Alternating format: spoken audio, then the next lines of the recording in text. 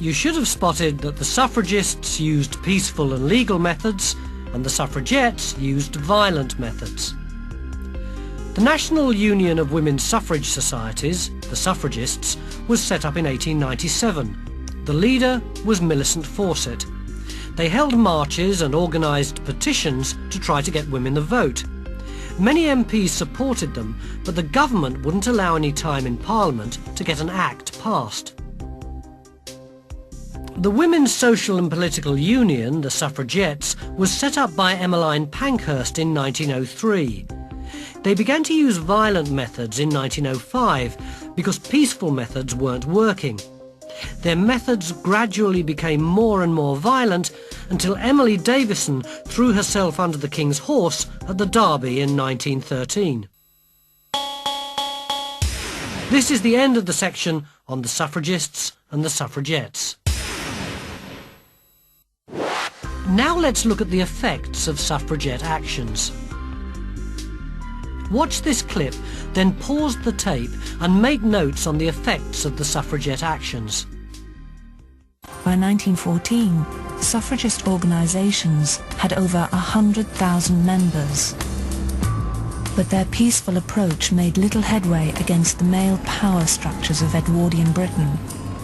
And so, from 1903, Emmeline Pankhurst and her daughters set up a rival, more radical organisation, the Women's Social and Political Union.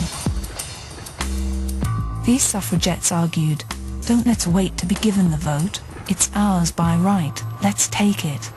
If that meant breaking the law, so be it." Deeds, not words, is our motto.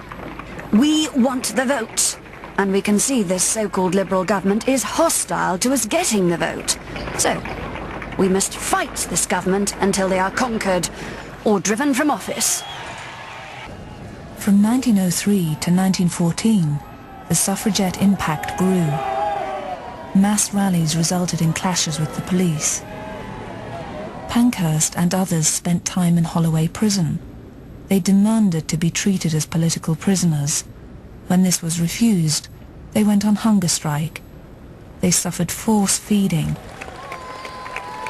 Not surprisingly, on their release, they were treated as heroes.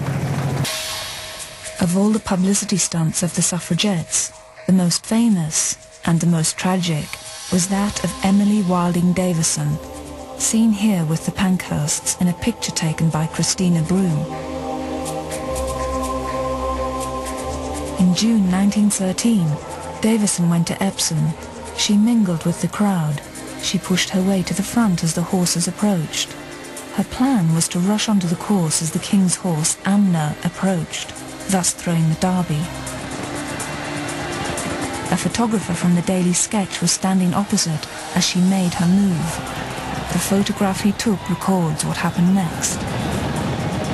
Amner struck her with his chest, and she was knocked over, screaming.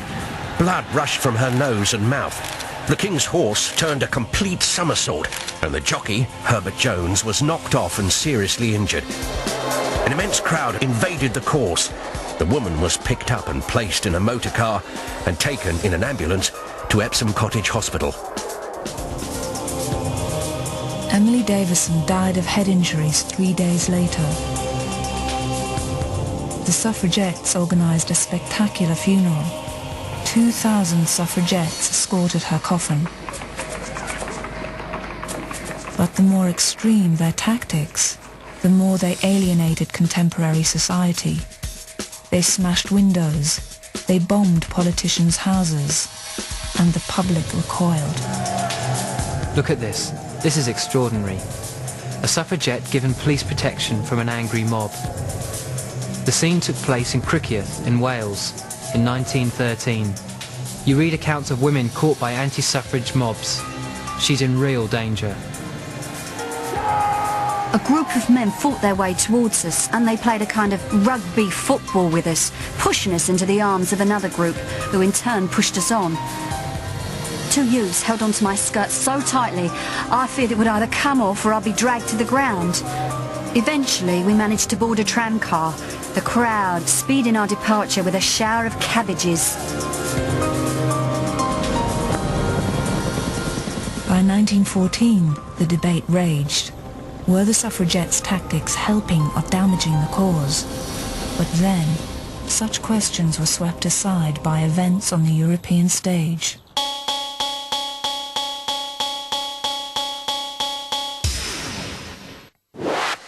How did you do? You might have noted the following points. The suffragettes became more and more violent. In 1908, they began to throw stones and then went on hunger strike. They began to destroy property, even churches. Their violence began to turn people against them, and the government didn't want to appear to be giving in to terrorists. In 1911, the suffragette campaign became even more violent, and they began to attack property. They burnt down the houses of politicians and destroyed churches. You should also know that in 1914 they slashed famous paintings such as the Rokeby Venus. The violence of the suffragettes began to lose them support.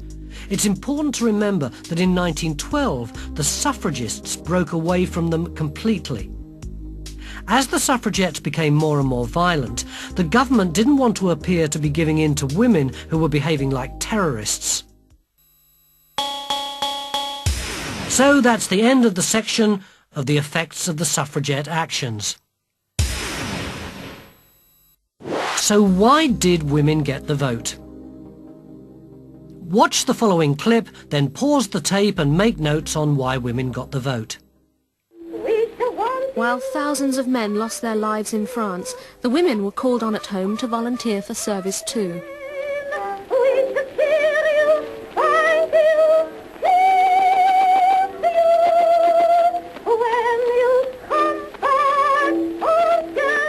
They did heavy, dirty and physically dangerous jobs, which would have been unthinkable before the war. Many had their first taste of their own pay packet and found they liked it. Mrs. Pankhurst abandoned her campaign for women's rights and threw herself into the recruiting effort. Her suffragette movement folded in an orgy of patriotism. But Mrs. Fawcett's suffragists, whilst supporting the war, even sending nursing units to the front line, continued to press for the vote. In January 1918, their tireless efforts over 50 years were finally rewarded.